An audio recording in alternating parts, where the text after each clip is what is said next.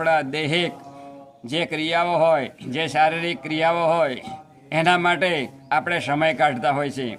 તો જ્યારે આપણે કોઈ નોકરી ધંધો હોય, આપણી ઓફિસ હોય, તો આપણી ઓફિસ પુકારતી હોય કે ક્યારેય એ મારો ભક્ત આવે અને આ ઓફિસની અંદર આવીને બેસે.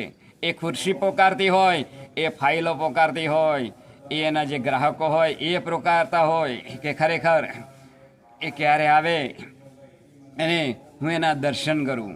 આમ એ પડી પડી ફાઇલો, એ જે ખુરશી હોય એ પણ વિચાર કરે કે સાચામાં સાચો ભક્ત ક્યારે આવે અને એનું હું એમ કે દર્શન કરું.